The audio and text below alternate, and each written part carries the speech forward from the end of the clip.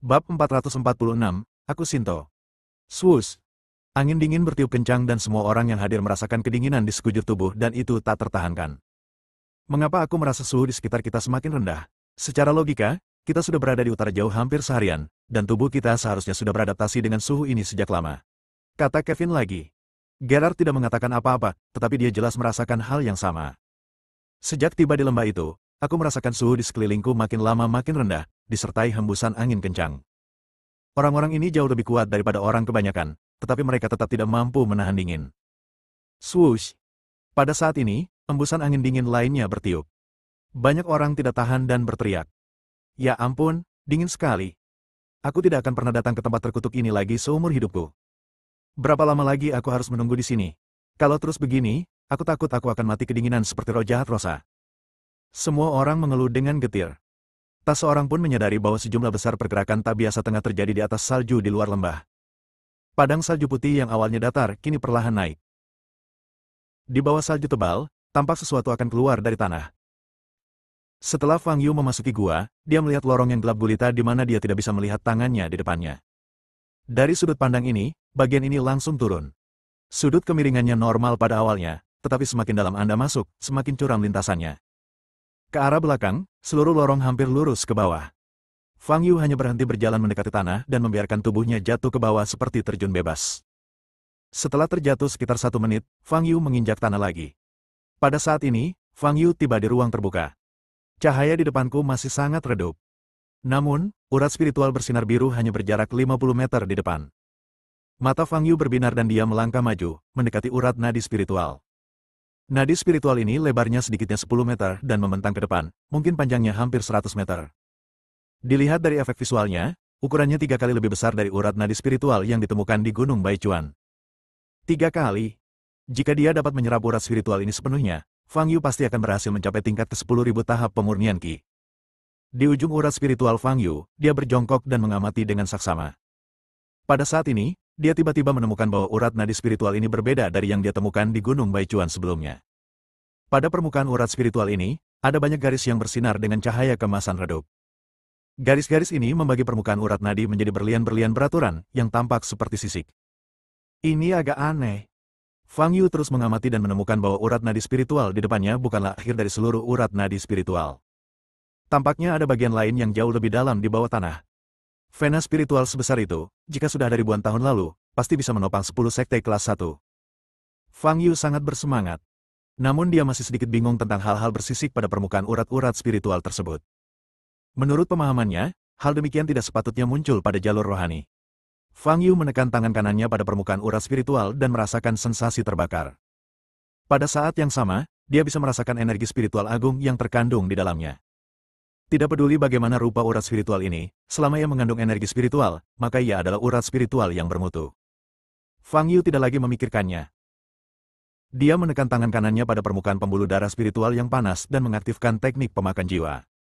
Sebuah pusaran cahaya merah muncul di tangan kanannya. Berdasarkan pengalaman sebelumnya, dia akan mampu menyerap sejumlah besar energi spiritual berintensitas tinggi ke dalam tubuhnya dengan sangat cepat. Tetapi kali ini, situasinya benar-benar berbeda. Begitu Fang Yu mulai berlatih teknik melahap jiwa, wajahnya berubah. Tampaknya ada penghalang yang tidak dapat dipecahkan antara tangan kanannya dan urat spiritualnya. Dia tidak mampu menyerap energi spiritual dalam urat spiritual. Apa yang terjadi? Fang Yu mengerutkan kening dan menatap urat spiritual yang bersinar biru. Pada saat ini, cahaya kemasan yang dipancarkan oleh benda bersisik di permukaan bahkan lebih menyilaukan. Mungkinkah ini? Sebuah ide tiba-tiba muncul di benak Fang Yu. Boom! Pada saat ini, tanah di bawah kakinya tiba-tiba meledak. Urat spiritual yang menjulur ke tanah tiba-tiba keluar dari tanah, melompat ke udara, dan menghantam Fang Yu. Boom! Fang Yu langsung terlempar puluhan meter jauhnya dan menabrak dinding batu yang keras. Tetapi, urat nadi spiritual ini belum berhenti, ia berayun menuju lokasi Fang Yu lagi.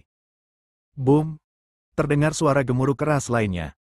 Fang Yu menderita pukulan berat lainnya dan tenggelam dalam dinding batu. Dor! Dor! Dor!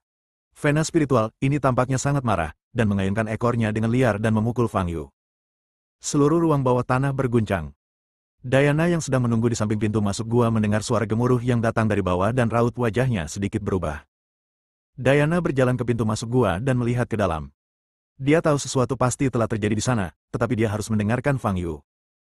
Dia tidak bisa turun tanpa perintah Fang Yu. Kakak Yu. Diana berdiri di depan pintu masuk gua, dengan sedikit kekhawatiran di matanya yang indah. Pada saat ini, ekspresi Fang Yu tampak datar. Ia terbenam dalam dinding batu, menatap kosong ke depan. Urat spiritual, yang awalnya setengah terbenam di dalam tanah kini telah terangkat seluruhnya. Benar saja, urat spiritual, yang panjangnya hampir 100 meter dan lebarnya lebih dari 10 meter ini menjulang ke udara. Ketika kepala dan perut urat spiritual ini muncul, Fang Yu mengerti segalanya. Ini, sama sekali bukan urat nadi spiritual. Ini tampaknya, seekor naga. Fang Yu merasa sedikit pusing. Bagaimana urat spiritual yang baik bisa berubah menjadi naga? Kecuali sisik-sisik di permukaan, semua titik karakteristik lainnya sama dengan urat-urat spiritual yang ditemukan sebelumnya. Fang Yu dapat merasakan energi spiritual agung yang terkandung di dalamnya, tetapi dia tidak dapat merasakan vitalitasnya. Bagaimana ini bisa menjadi naga? Fang Yu bingung. Dia telah hidup selama hampir 5.000 tahun dan seharusnya mengetahui banyak hal di dunia. Tetapi Fang Yu kebetulan menemukan makhluk semacam ini yang telah punah puluhan ribu tahun yang lalu, dan pengetahuannya sama sekali kosong. Dia tidak tahu jenis naga apa ini, dia juga tidak tahu mengapa bentuknya mirip sekali dengan urat nadi spiritual. Mungkinkah setelah urat nadi spiritual ada dalam waktu yang lama, ia akan secara otomatis melahirkan makhluk hidup? Berubah menjadi naga? Ini terlalu konyol. Ini benar-benar bertentangan dengan pengetahuan yang telah dipelajari Fang Yu sebelumnya. Mengom. Pada saat ini, naga dengan cahaya biru di sekujur tubuhnya menoleh, membuka mulutnya ke arah Fang Yu, dan mengeluarkan raungan yang memekakkan telinga. Kekuatan gelombang suara saja sudah cukup untuk menghancurkan batu yang keras.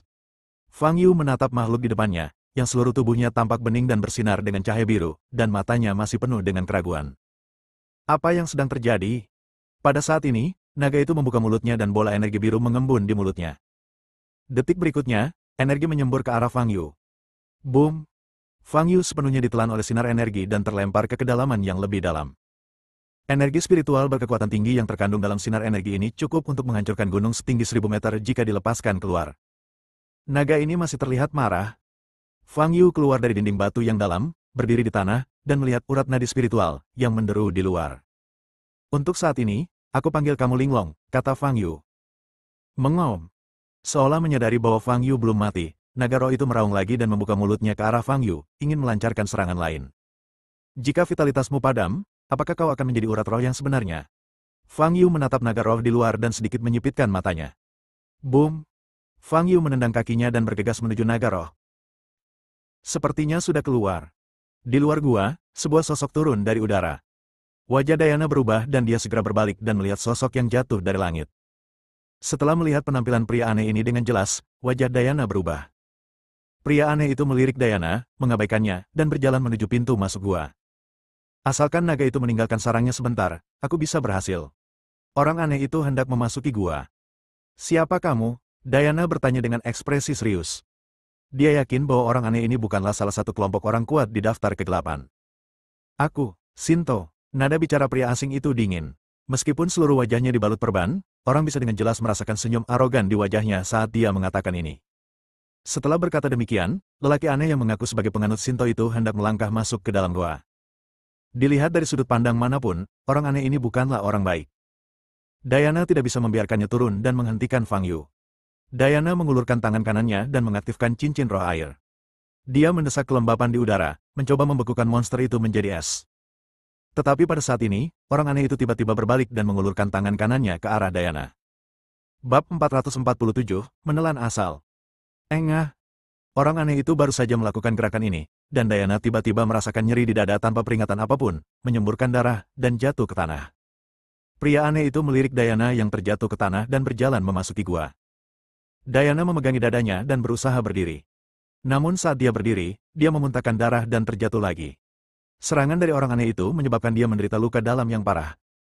Pada saat ini, ki sejati di meridiannya luar biasa kacau dan sulit untuk terus mengalir. Boom! Fang Yu menghindari ayunan ekor naga di udara, melesat ke kepala naga dan meninjunya dengan keras. Seluruh kepala naga roh itu jatuh dan menghantam tanah dengan keras disertai suara bagaikan guntur. Fang Yu bergerak lagi, menyerbu ke arah naga roh yang jatuh, dan meninjunya dengan keras lagi. Boom! Kepala naga roh itu terbenam dalam ke dalam tanah. Baru saja kau memanfaatkanku saat aku sedang linglung dan menyerangku terus-menerus. Sekarang aku akan membiarkanmu merasakan seperti apa rasanya. Senyum sinis muncul di wajah Fang Yu. Dia melompat dan kemudian menghentakkan kakinya dengan keras. Kakinya menginjak kepala naga roh, menimbulkan suara gemuruh lagi. Seluruh tubuh naga roh, yang seperti urat nadi roh, berputar-putar liar. Mengaum. Kepala yang terbenam dalam ke tanah mengeluarkan suara gemuruh, tampaknya sangat marah. Boom! Fang Yu melayangkan pukulan lain, menghentikan auman naga roh itu. Setelah serangkaian serangan, Fang Yu menatap naga roh di depannya dengan keterkejutan di matanya. Ini seharusnya menjadi makhluk dengan tubuh terkeras dan terkuat yang pernah ditemuinya. Fang Yu menyerang terus-menerus, tetapi tidak bisa membuat tubuh seperti kristal itu retak sedikitpun. Kekuatan fisik semacam ini beberapa kali lebih kuat dari monster tingkat 9 yang pernah ditemui paus penelan langit. Mengaum. Pada saat ini, naga roh itu meraung lagi dan mengepakkan tubuhnya. Tidak apa-apa, aku akan menghajarmu dulu. Aku ingin melihat seberapa kuat kamu menahan pukulan. Fang Yu mengepalkan tinjunya dan menghantam keras kepala naga yang bersinar biru di bawah kakinya. Boom! Shinto yang terjatuh mendengar suara-suara yang datang dari bawah dan sedikit menyipitkan matanya. Dalam hatinya ia berharap agar orang yang membobol sarang itu dapat bertahan sedikit lebih lama. Jika makhluk itu kembali ke posisi semula, akan sulit baginya untuk mengambil tindakan. Akan tetapi suara gemuruh yang datang dari bawah membuatnya semakin gelisah. Kekuatan dan keperkasaan makhluk itu adalah yang terhebat yang pernah dilihatnya seumur hidupnya. Dia telah membuat makhluk ini marah dan hampir terbunuh. Pada akhirnya, dia hanya bisa menggunakan kekuatan asal-usul para dewa untuk melarikan diri. Jelaslah bahwa makhluk ini bukanlah sesuatu yang dapat dilawan oleh manusia. Siapapun yang membobol sarang itu akan kesulitan bertahan hidup dari serangan sebesar ini. Mengapa hanya ada satu orang? Shinto masih penuh keraguan. Dia sengaja membocorkan berita tersebut di sini, sehingga menarik banyak pencari keuntungan dari barat. Ia mengira sedikitnya puluhan orang akan memasuki gua itu pada saat yang bersamaan. Dengan cara ini, dibutuhkan waktu tertentu bagi makhluk itu untuk membunuh semua orang. Tapi sekarang aku sendirian. Untuk membunuh seseorang, makhluk itu tidak perlu menghabiskan banyak tenaga atau waktu sama sekali. Kita harus mempercepatnya, kalau tidak, akan sulit menemukan kesempatan seperti itu lagi. Shinto membalikkan badannya dan menyelam.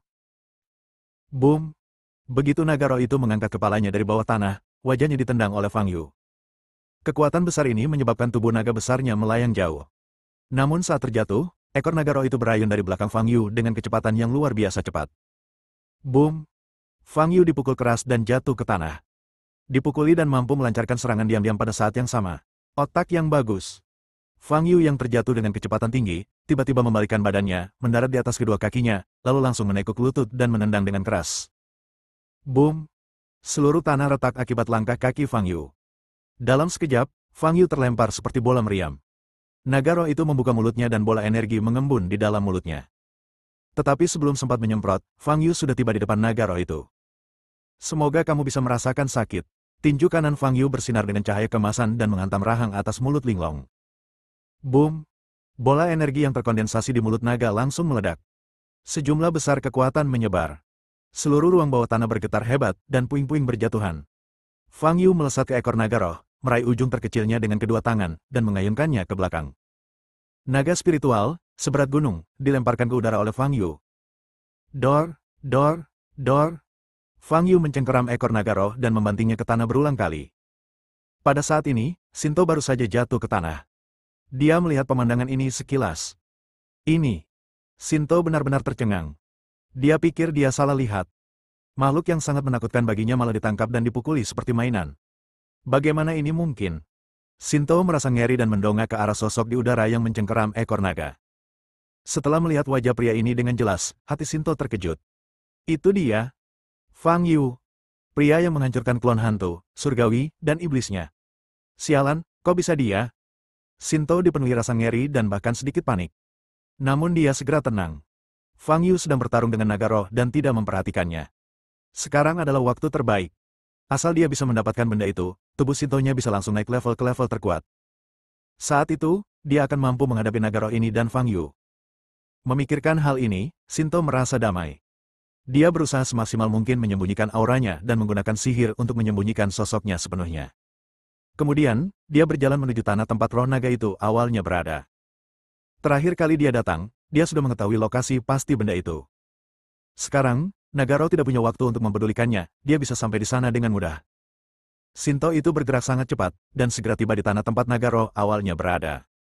Seluruh tanah tenggelam ke dalam tanah, dan Shinto mencapai lokasi asli kepala naga dengan kecepatan tercepat. Ada sebuah gua di sisi kiri sini, dan Shinto langsung masuk ke dalamnya. Sekitar 50 meter di dalam gua, Anda dapat melihat kristal dengan cahaya biru mengambang di udara. Seluruh kristal memancarkan energi spiritual murni yang cukup menakutkan. Energi spiritual yang terkandung dalam kristal seukuran kepalan tangan ini sebanding dengan naga spiritual besar. Akhirnya aku mendapatkan asal-usul ini. Shinto mengulurkan tangannya dan meraih asal-usulnya. Naga roh yang sedang dipukuli habis-habisan oleh Fang Yu tiba-tiba mengeluarkan raungan yang bahkan lebih keras dari sebelumnya. Ia mengayunkan ekornya dengan keras, melempar Fang Yu, dan kemudian bergegas turun ke tempat asalnya. Fang Yu memandang posisi itu dengan ekspresi bingung di wajahnya. Kemudian, dia juga merasakan ada sesuatu yang salah. Ketika indera spiritualnya dilepaskan, Fang Yu melihat Shinto, terbungkus perban, berdiri di pintu masuk gua, dan asal-muasal dipegang di tangannya. Ini. Merasakan energi spiritual murni yang terpancar dari asal ini, mata Fang Yu sedikit berubah. Dia tidak dapat menyerap energi spiritual dalam tubuh naga roh, tetapi dia dapat menyerap asal-usul ini, benar kan? Wus! Fang Yu bergerak dan bergegas menuju lokasi ini juga. Saat ini, di dalam pintu masuk gua, Shinto memegang kristal, menyatukan kedua telapak tangannya, dan melafalkan rumus yang amat samar. Teknik menelan surga. Sebuah pusaran bengkok transparan muncul di depan hati Shinto. Shinto menempatkan asal-muasal di depan pusaran di dadanya. Swoosh! Seluruh asal-usulnya tersedot ke dalamnya. Seluruh tubuh Shinto bergetar, lalu dia membuka tangannya dan berteriak ke langit, ah! Boom! Cahaya biru yang menyilaukan keluar dari matanya dan sebagian tubuhnya. Segala sesuatu di sekitarnya hancur karena kekuatan dahsyat itu. Bahkan naga roh yang sedang menyerbu dengan cepat pun terhempas mundur oleh kekuatan ini. Fang Yu berhenti di udara, menatap sosok yang diselimuti cahaya biru di bawah, dan sedikit mengernyit. Hahaha. Shinto tertawa terbahak-bahak yang berlangsung lama. Itu benar-benar dapat menutupi kekurangan tubuh Shinto asliku. Itu benar, aku tidak salah. Cahaya biru perlahan memudar. Namun aura yang terpancar dari Shinto sudah cukup mengerikan. Kerikil di sekitar tubuhnya melayang karena energi yang sangat besar dan kemudian pecah menjadi bubuk. Shinto tertawa lama sebelum berhenti. Dia mengangkat kepalanya, menatap Fang Yu, menyeringai dan berkata, Fang Yu, kamu harus membalasku karena telah menghancurkan ketiga klonku. Tepat saat dia selesai berbicara, naga roh di sampingnya mengayunkan ekornya dan tiba-tiba menyapu ke arah Shinto. Boom! Shinto menderita pukulan berat dan dia terjatuh ke samping bagaikan layang-layang yang talinya putus. Bab 448, Keputusasaan yang sesungguhnya. Boom! Shinto terjatuh dengan keras ke tanah dan terseret mundur lebih dari 10 meter sebelum ia bisa menenangkan diri. Raungan! Naga roh itu membuka mulutnya lebar-lebar ke arah Shinto dan mengeluarkan raungan yang sangat marah. Shinto berdiri di tempatnya, seluruh tubuhnya diselimuti cahaya biru yang meluap. Seperti yang diharapkan dari roh penjaga tingkat ini, kekuatannya memang kuat. Tubuh Shinto perlahan terbang ke udara. Sayangnya, kamu bukan lagi ancaman bagiku. Pada saat ini, dia hanya merasakan ada energi spiritual yang tak ada habisnya di seluruh tubuhnya, dan setiap inci daging dan darah melonjak dan mendidih. Boom! Seberkas energi menyembur keluar dari mulut sang naga. Memakan jiwa. Shinto menyatukan tangannya dan membuat segel, dan cahaya biru di depannya mengembun menjadi perisai cahaya seperti cermin. Sinar energi yang dikeluarkan naga roh mengenai perisai cahaya tanpa mengeluarkan suara apapun. Rasanya seperti tersedot ke dalamnya. Sudut mulut Shinto sedikit melengkung ke atas, lalu dia mengucapkan dua kata, anti-roh. Semburan energi menyembur keluar dari perisai cahaya yang bagaikan cermin. Itu adalah energi cahaya biru yang dipancarkan oleh naga roh. Boom! Tubuhnya yang besar tidak cukup kuat untuk menahan sang naga roh agar dapat menghindar dengan lincah, dan langsung terkena pancaran sinar energi, menimbulkan suara keras dan terlempar keluar. Seluruh tubuh naga roh itu menghantam dinding batu di belakangnya dengan keras, menyebabkan seluruh sarang bawah tanah bergetar hebat. Shinto menatap naga roh itu dan berkata dengan suara dingin, aku telah menelan asal-usul ini, kamu harus mematuhiku. Mengaum. Naga roh itu meraung hebat dan menjulurkan kepalanya ke depan, berusaha untuk keluar dari dinding batu cekung itu. Sepertinya aku hanya bisa memintamu untuk tenang sejenak. Shinto mengulurkan telapak tangan kanannya, menghadap naga roh. Boom! Tubuh naga yang baru saja diangkat itu langsung terdesak kembali ke dinding batu. Ia meraung liar, tubuhnya terus-menerus berputar, tetapi ia tidak bisa bergerak sama sekali. Pada saat ini, Shinto menekan telapak tangan kanannya ke depan 1 sentimeter lagi. Boom! Tubuh besar naga roh itu tenggelam jauh ke dalam dinding batu. Mengaum. Naga roh itu terus mengaum dan meronta, tetapi tidak ada hasilnya. Suatu kekuatan tak terlihat menekannya dengan kuat. Fang Yu yang berada tidak jauh dari situ tengah mengamati Shinto yang tengah memancarkan aura menakutkan. Apakah orang di hadapanku ini, dengan perban di sekujur tubuhnya, adalah ketiga pria bertopeng aneh yang kutemui sebelumnya? Bagaimana dia bisa menyerap energi spiritual dalam jumlah yang begitu besar dalam waktu yang begitu singkat?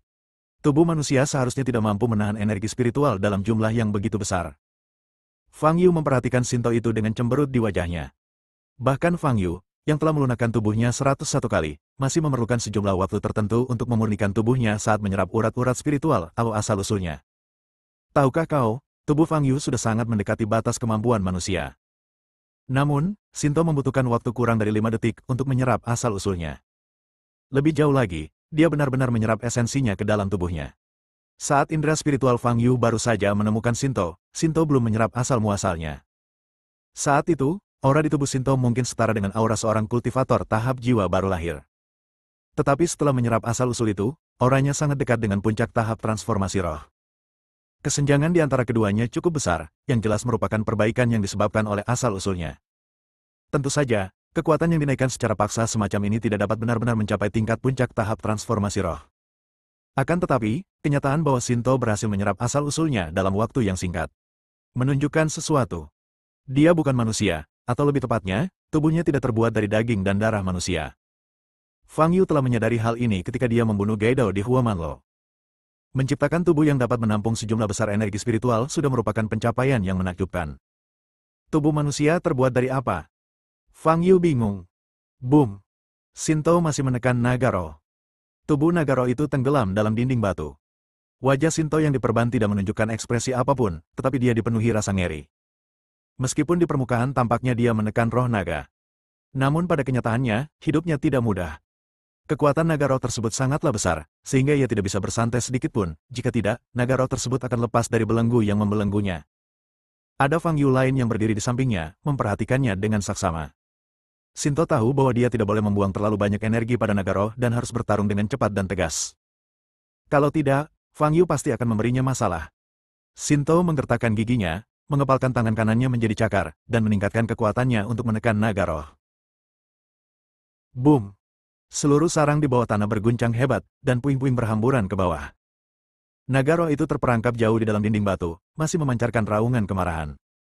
Dor, dor, dor. Terdengar ledakan-ledakan. Tangan kanan Sinto yang terkepal menjadi cakar bergetar sedikit, dan kekuatan yang dikerahkan pada naga roh mencapai titik ekstremnya. Pada saat ini, dari sudut pandang Fang Yu, naga roh tidak lagi terlihat. Mengingat apa yang telah diperbuat Linglong sebelumnya, Fang Yu hanya bisa menertawakan kemalangannya. Dibutuhkan pelaku kejahatan lain untuk menghadapi pelaku kejahatan. Linglong layak diberi sanksi sekarang. Jika memungkinkan, Fang Yu tidak akan pernah mau membantu naga yang ganas namun sangat tangguh ini. Tetapi dia tidak punya pilihan selain menyingkirkan Sinto, jika tidak, perjalanannya ke utara jauh akan sia-sia. Sinto masa kini memancarkan energi spiritual yang berintensitas tinggi. Jika Anda dapat menggunakan teknik devouring jiwa untuk menyerapnya, efeknya akan luar biasa. Namun, Fang Yu tidak terburu-buru. Dia tahu betul seberapa kuat tubuh roh naga itu. Bahkan dia merasa sulit untuk menimbulkan kerusakan berarti pada naga roh, apalagi dengan cara ilahi yang hanya mengandalkan energi spiritual. Dia bisa melihat bahwa Sinto sedang berjuang. Jika Sinto tidak menyerap asal-muasalnya dan dengan demikian memiliki energi spiritual yang tak terbatas, ia pasti sudah runtuh sejak lama. Jika Sinto terus-menerus menemui jalan buntu dengan Linglong, dialah satu-satunya yang akan melemah. Fang Yu hanya bisa menonton pertunjukan itu dengan tenang di samping. Jika Sinto gagal menyadari hal ini, Fang Yu akan dapat mengalahkannya tanpa usaha apapun. Pada saat ini, Sinto sudah agak terguncang. Sesuai dugaannya, seluruh tubuh naga roh itu akan hancur total saat ini. Namun faktanya, meskipun ia menggunakan teknik Sinto secara maksimal, ia tetap tidak dapat mencekik roh penjaga ini. Vitalitas dan kekuatan makhluk ini jauh melampaui imajinasi Sinto. Bagaimana ini mungkin? Sekarang setelah aku melengkapi cacat pada tubuh ini, alamku hampir mencapai tahap spiritualisasi. Aku tidak bisa melakukan apapun pada roh penjaga. Sinto terkejut. Pada saat ini, Sinto menoleh untuk melihat Fang Yu dan melihat senyum main-main di wajah Fang Yu. Itu seperti baskom berisi air dingin yang dituangkan ke kepala Anda. Jantung Sinto berdebar kencang dan dia menjadi sangat tenang. Dia menyadari bahwa setelah memperoleh kekuatan sebesar itu dalam waktu singkat, mentalitasnya sedikit mengambang. Fokus saat ini seharusnya adalah Fang Yu. Adapun roh penjaga ini, tidak perlu bertarung dengannya. Setelah tenang, Sinto segera menarik tangan kanannya dan mengangkat mantra yang telah diucapkannya kepada naga roh. Mengaum. Tiba-tiba dari dinding batu itu terdengar auman seekor naga roh yang telah kehilangan kendali. Sinto tidak lagi peduli pada Linglong, tetapi berbalik menghadap Fang Yu. Kau bereaksi begitu cepat. Fang Yu mengangkat alisnya. Fang Yu, aku akan memurnikanmu menjadi klon manusiaku, kata Sinto dingin. Dan aku akan memperlakukanmu sebagai urat nadi spiritual, kata Fang Yu sambil tersenyum. Pembaruan cepat. Ketika keduanya tengah berbincang, seekor naga roh yang amat ganas terbang keluar dari dinding batu. Ia menerobos dinding batu dan menyebabkan runtuhnya seluruh sarang di bawah tanah. Puing-puing yang berjatuhan semakin banyak dan semakin cepat. Sebuah perisai tembus pandang muncul di atas tubuh Shinto. Puing-puing yang berjatuhan langsung berubah menjadi abu ketika menyentuh lapisan perisai ini. Fang Yu, aku akan membuatmu merasakan keputusasaan yang sesungguhnya. Shinto menamparkan Fang Yu dengan telapak tangan kanannya. Getaran bawah tanah juga memengaruhi seluruh pegunungan. Diana berusaha memulihkan energi sejati yang kacau dalam tubuhnya, tetapi dia tidak bisa melakukannya. Kakak Yu. Diana memandang ke arah pintu masuk gua, matanya yang indah dipenuhi dengan kekhawatiran. Pria aneh tadi memberinya rasa penindasan yang hebat dan merupakan orang terkuat yang pernah ditemuinya. Tidak lama setelah Fang Yu jatuh, suara gemuruh terdengar, dan kini terjadilah tren gunung runtuh dan bumi hancur. Apa sebenarnya yang terjadi di bawah pintu masuk gua? Diana memegangi dadanya, menggertakkan giginya dan berdiri. Kini seluruh pegunungan berguncang hebat. Apapun yang terjadi, dia harus meninggalkan tempat ini terlebih dahulu. Tempat ini berada sedikitnya ratusan meter di atas tanah. Untuk turun, Anda harus menggunakan keterampilan terbang. Engah. Diana mencoba mengalirkan energi internal dalam tubuhnya dan segera memuntahkan seteguk darah. Kini energi sejati di meridiannya kacau dan tidak dapat mendukung penerbangannya. Boom! Pada saat ini, tanah berguncang hebat lagi.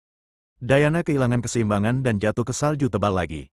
Bab 449, Klan Blizzard muncul. Diana tergeletak di tanah, darah merah cerah menodai kulit pucatnya, dan napasnya berat. Pada saat ini, seluruh pegunungan menunjukkan tanda-tanda runtuh. Ia tahu betul bahwa jika ia terus seperti ini, ia akan terjatuh ke tanah longsor dan terkubur di bagian salju yang paling dalam. Diana mengangkat tangan kanannya dan melihat cincin roh air di atasnya. Jika dia dapat mengaktifkan cincin roh air, dia masih memiliki kesempatan untuk melarikan diri. Diana menggertakkan giginya, menahan rasa sakit di meridiannya, dan mentransfer energi sejati ke dalam cincin roh air. Dengan energi spiritual yang begitu kacau, melakukan hal ini sama saja dengan menusuk perut sendiri. Darah mengalir dari mulut Diana lagi. Namun, cincin roh air menerima jejak energi sejati dan memancarkan cahaya terang. Diana segera mengaktifkan cincin roh air, mengembunkan sepotong es di bawah tubuhnya, lalu meluncur menuruni lereng. Boom! Saat Diana mulai meluncur ke bawah, pintu masuk gua di puncak gunung tiba-tiba meledak. Salju di puncak gunung retak dan runtuh, lalu turun dengan deras. Di lembah, sekelompok orang kuat di daftar gelap akhirnya menyadari bahaya akan datang. Berlari. Mereka tidak lagi mempedulikan sumber energi, kehidupan adalah hal terpenting. Ada longsor di lembah ini. Jika mereka tidak lolos, hanya ada satu hasil yang menanti mereka. Itu kematian. Untungnya, kelompok mereka jauh dari pegunungan di ujung lembah, jadi mereka masih punya cukup waktu dan jarak untuk melarikan diri. Namun saat mereka berlari keluar lembah dengan sekuat tenaga, mereka tercengang. Sejumlah besar manusia salju muncul di depan mata mereka. Benar sekali, itu manusia salju. Manusia salju ini berdiri bersama dalam satu kelompok, masing-masing tingginya 2 atau 3 meter. Tubuh mereka terbuat dari salju putih, dan mereka memegang tombak yang terbuat dari salju di tangan mereka. Apa itu? Kapan mereka muncul di sini? Para prajurit daftar gelap yang melarikan diri ke pintu masuk lembah merasa ngeri. Meskipun mereka telah membunuh banyak orang, mereka juga telah melihat banyak hal ajaib. Tetapi ini adalah pertama kalinya saya menghadapi pemandangan di mana saya dihalangi oleh hampir 100 manusia salju Gundam. Apa, monster-monster ini? Semua orang memandang sekelompok manusia salju di depan mereka, jantung mereka berdebar kencang. Boom! Longsoran di belakang masih berlanjut dan salju telah bergulir ke tengah lembah. Jika kau tidak melarikan diri dari lembah ini, kau akan dikubur di sini.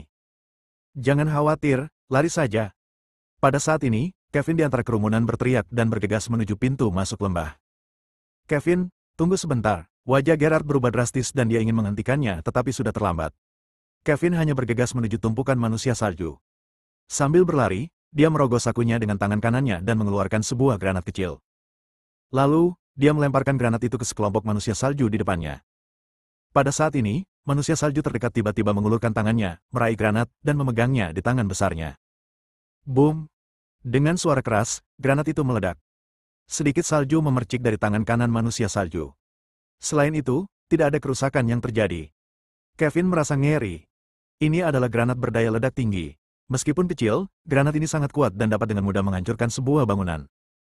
Dia awalnya ingin menggunakan granat berdaya ledak tinggi ini untuk meledakkan manusia salju di depannya dan membersihkan jalan. Tetapi hasil saat ini sungguh tidak terduga. Manusia salju itu hanya mengulurkan tangan dan menjinakkan granat berdaya ledak tinggi itu. Sulit membayangkan betapa kuatnya tubuh manusia salju ini. Setelah granat berdaya ledak tinggi itu gagal, Kevin tertegun. Dia berhenti kurang dari 5 meter dari manusia salju itu. Pada saat ini, manusia salju yang memegang granat berdaya ledak tinggi tiba-tiba mengangkat tangan kirinya. Dia juga mengangkat tombak di tangan kirinya dan melemparkannya ke arah lokasi Kevin. Minggir! Gerard yang ada di belakangnya membuka lebar matanya dan berteriak. Kevin telah sadar kembali dan wajahnya berubah drastis. Tetapi dia terlalu dekat dan tidak ada cara baginya untuk menghindar. Ah! Kevin hanya sempat menjerit ketakutan sebelum seluruh dada kirinya langsung tertusuk tombak. Darah berceceran dan Kevin berdiri membeku di tempat, wajahnya berubah dan dipenuhi ketakutan. Pria terkuat yang menduduki peringkat ke-18 dalam daftar gelap meninggal begitu saja. Melihat kejadian itu, semua orang yang ada di belakang menjadi ketakutan. Monster macam apakah manusia salju ini? Longsoran salju di belakang kami semakin dekat. Kelompok manusia salju ini menghalangi pintu masuk lembah, dan semua orang terjebak sampai mati. Namun mereka tidak tahu harus berbuat apa. Di dunia luar, mereka adalah pembunuh yang sangat berbahaya atau tentara bayaran yang kuat. Tetapi di daerah bersalju ini, menghadapi tanah longsor yang begitu besar dan manusia salju supernatural di depan mereka, mereka tidak berbeda dari orang-orang biasa. Apakah aku benar-benar akan mati di sini? Wajah semua orang dipenuhi dengan keputusasaan. Namun pada saat ini, sebuah sosok berjalan keluar dari kerumunan manusia salju. Dibandingkan dengan manusia salju tinggi lainnya, figur ini jauh lebih kecil. Namun selain ukurannya, ia tidak jauh berbeda dengan manusia salju lainnya. Ia berjalan di depan semua manusia salju, menatap sekelompok master daftar kegelapan di depannya, dan tiba-tiba berkata, "Kalian telah memasuki wilayah klan Blizzard kami tanpa izin dan menyebabkan bencana besar seperti itu. Kalian harus membayar harga yang sesuai." Bahasa yang digunakannya adalah bahasa Mandarin, dan suaranya netral.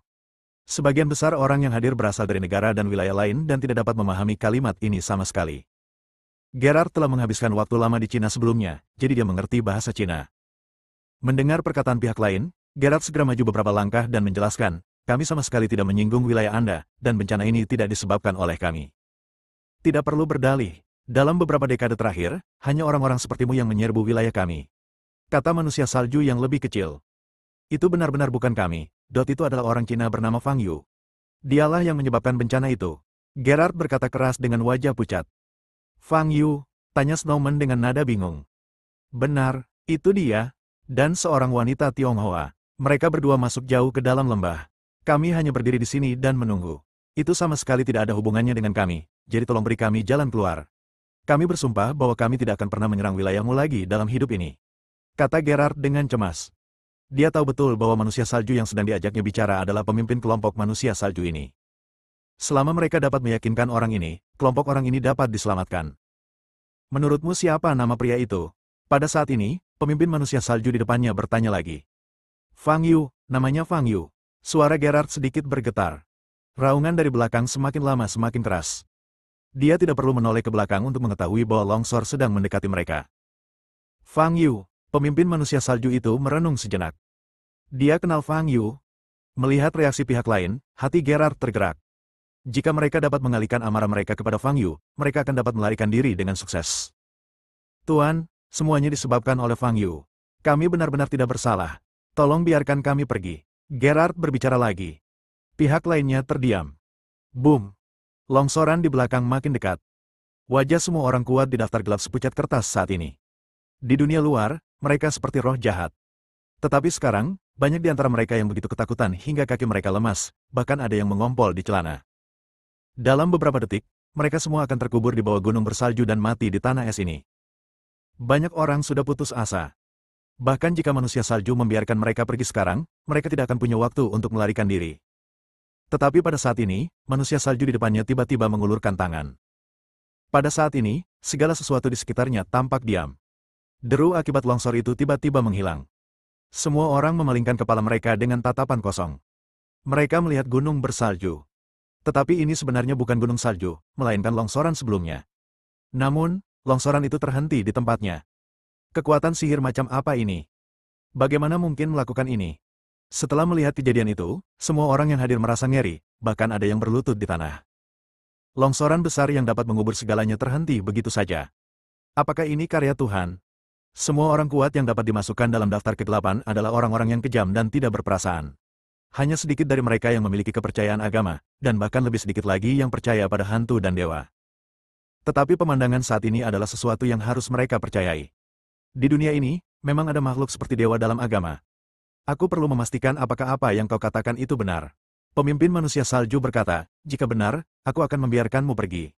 Namun jika tidak, kau akan beristirahat di sini selamanya. Bab 450, Perjalanan yang sia-sia. Tidak seorang pun berani berbicara. Di mata mereka, manusia salju yang lebih kecil di depan mereka seperti dewa. Saat menghadap para dewa, manusia memiliki hak untuk berlutut dan menyembah mereka. Pemimpin manusia salju tiba-tiba mengangkat kepalanya dan melihat longsoran salju di lembah yang telah dihentikannya. Dia mengulurkan tangan kanannya lagi. Di puncak longsoran salju, kolom salju tiba-tiba melonjak ke atas, membawa sesosok tubuh di depan pemimpin manusia salju. Metode seperti itu membuat semua orang yang hadir mengubah ekspresi mereka lagi. Mayatnya diletakkan di depan pemimpin Yeti. Diana lah yang tak sadarkan diri. Dia menggunakan cincin roh airnya untuk mengembun menjadi es dan meluncur turun, tetapi dia masih tidak punya waktu untuk lolos dari longsoran salju. Namun untunglah dia tidak terkubur di salju, melainkan tetap berada di permukaan longsoran salju, meluncur ke depan mengikuti arah longsoran salju. Tuan, orang ini adalah teman Fang Yu. Dia adalah wanita yang saya sebutkan sebelumnya. Dia dan Fang Yu yang menyebabkan longsor. Gerard langsung berkata ketika dia melihat Diana. Apakah dia teman Fang Yu? Pemimpin manusia salju itu menundukkan kepalanya dan menatap Diana yang tak sadarkan diri. Kepalanya terbuat dari salju putih, tidak memiliki fitur wajah dan ekspresi yang jelas. Fang Yu. Pemimpin manusia salju berhenti berbicara sebelum dia bisa menyelesaikan kata-katanya. Ia telah merasakan beberapa aura. Boom. Detik berikutnya, jauh di lembah belakang, di bawah salju tebal, tiba-tiba terdengar suara keras. Semua orang terkejut dan berbalik untuk melihat. Saya melihat dua sosok melesat keluar dan terbang tinggi ke angkasa. Siapa ini? Semua orang terkejut dan bingung. Boom. Tetapi pada saat ini, suara lain meletus dari kedalaman lembah. Tanah berguncang. Kemudian, semua orang melihat makhluk berbentuk naga dengan cahaya biru di sekujur tubuhnya muncul dari tanah dan terbang dengan cepat ke arah dua sosok sebelumnya. Apa ini? Setelah melihat makhluk berbentuk naga besar ini, banyak orang tidak dapat berdiri lagi dan duduk di tanah. Apa yang mereka lihat hari ini jauh melampaui pemahaman dan penerimaan mereka. Ini benar-benar berbeda dari pandangan dunia yang mereka terima dalam beberapa dekade terakhir. Naga, manusia salju, dan Fang Yu, yang sebelumnya telah mengalahkan 3 pemain top di daftar ke-8 dengan kekebalannya. Setiap keberadaan adalah sesuatu yang tidak pernah mereka bayangkan sebelumnya. Apakah ini Cina, negara dengan sejarah terpanjang? Ini terlalu mengerikan. Bagaimana bisa keluar? Mungkinkah pemimpin manusia salju itu tiba-tiba menyadari sesuatu dan menatap ke langit? Di udara, sosok Fang Yu bagaikan guntur, bergegas menuju Sinto lagi. Saat ini, Sinto telah kehilangan lengan kirinya, dan banyak bagian tubuhnya tertusuk. Menghadapi Fang Yu yang menyerbu ke arahnya lagi, Sinto tidak lagi memiliki kepercayaan diri seperti sebelumnya. Kekuatan dan kelincahan Fang Yu bahkan lebih kuat dari roh penjaga. Sinto hanya bisa terus menggunakan teknik Sinto untuk menghindari serangan Fang Yu. Namun masalahnya, roh penjaga juga menyerangnya dengan ganas. Sinto tidak bisa melawan dua orang sendirian. Akan sulit menghadapi salah satu dari dua lawan ini sendirian, apalagi mereka berdua. Dia hanya bisa melarikan diri. Tetapi cukup sulit baginya untuk melarikan diri. Dia berhasil melepaskan diri dari roh penjaga yang besar itu, tetapi dia tidak dapat melepaskan diri dari Fang Yu. Kecepatan Fang Yu terlalu cepat. Inilah mengapa dia sangat malu. Saat melarikan diri, lengan kirinya dirobek oleh Fang Yu. Tubuhnya juga tertusuk oleh pukulan Fang Yu. Jika dia tidak menelan asal-muasal itu, dia akan kehilangan kemampuan untuk melawan sekarang. Jangan lari, aku bilang aku akan membuatmu menjadi pembuluh darah spiritual. Fang Yu muncul di depan Sinto dan meninju kepala Sinto. Sinto merasa ngeri, menggertakkan giginya, dan menangkupkan kedua tangannya.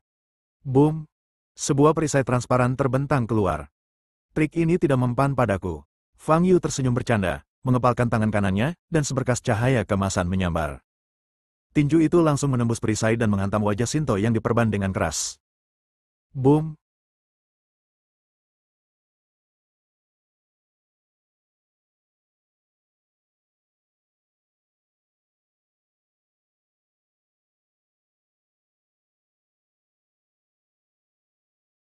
Kepala Sinto tidak meledak, namun menjadi rata dan tubuhnya terlempar mundur tak terkendali.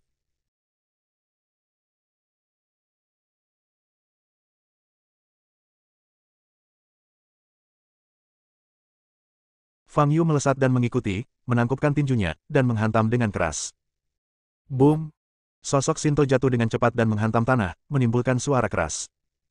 Fang Yu menatap tanah yang tenggelam dan bersiap untuk menyelam. Tetapi pada saat ini, seekor naga roh tiba-tiba muncul dan menyerbu ke hadapan Fang Yu. Mengaum. Dalam perjalanan menuju Sinto, sang naga roh membuka mulutnya dan meraung keras. Pada saat yang sama, bola energi dengan kekuatan yang sangat mengerikan mengembun dari mulutnya. Melihat pemandangan ini, wajah Fang Yu berubah. Dengan pukulan ini, Sinto mungkin akan langsung dimusnahkan. Dengan cara ini, dia tidak akan bisa menyerap energi spiritual dalam tubuh Sinto. Boom! Pada saat ini, bola energi di mulut naga roh telah meledak.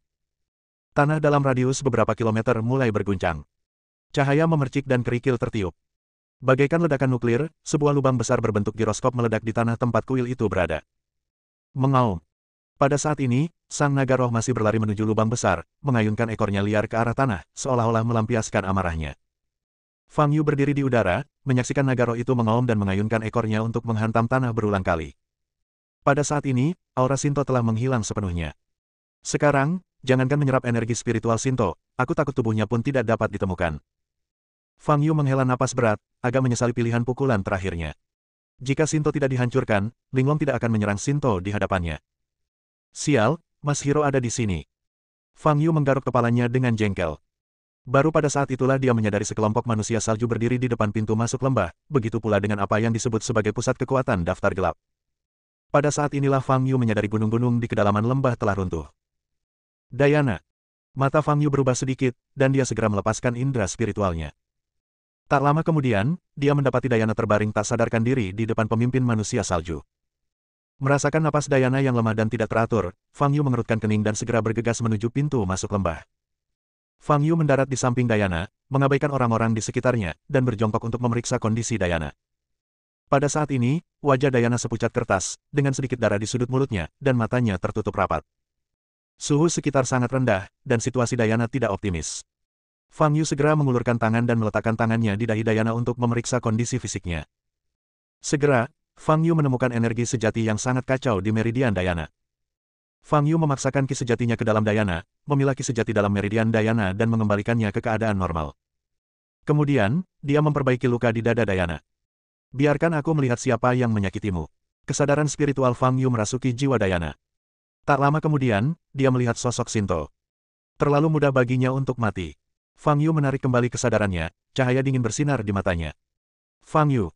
Pada saat ini, pemimpin manusia salju yang selama ini diam, tiba-tiba berbicara. Gerard kembali sadar dan berteriak, "Tuan, itu dia, orang ini adalah Fang Yu.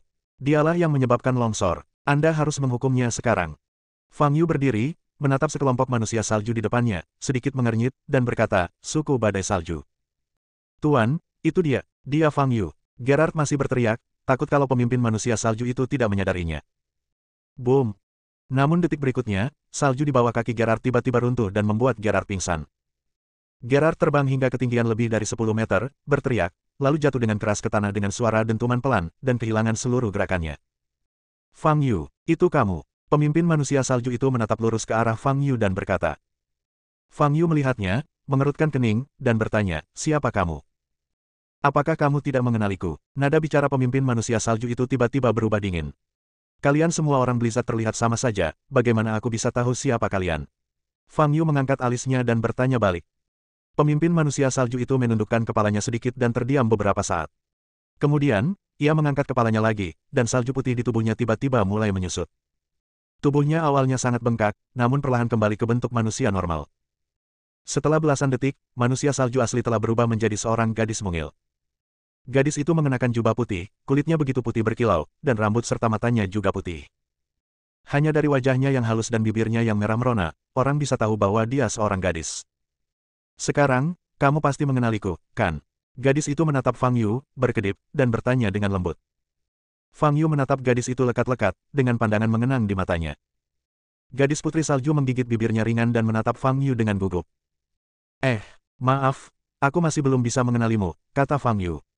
Ekspresi putri salju membeku. "Mengapa kau tidak memberitahuku namamu, aku?" Boom! Sebelum Fang Yu bisa menyelesaikan kata-katanya, gadis putri salju di depannya tiba-tiba menendang perutnya. Meskipun gadis itu mungil, dia sangat kuat. Fang Yu ditendang lebih dari 10 meter sebelum dia bisa berdiri tegak. "Aku ingat kalian orang Blizzard sangat sopan, bagaimana mungkin?" Fang Yu hendak berbicara. Boom! Pada saat ini, tiba-tiba terdengar ledakan dari belakang. Wajah Fang Yu berubah sedikit dan dia memalingkan kepalanya. Naga roh yang melampiaskan amarahnya di dalam lubang raksasa itu mengeluarkan raungan yang mengerikan, seakan-akan terkena pukulan keras, lalu terbang keluar. Aura yang amat mengerikan terpancar dari lubang besar itu. Bersembung.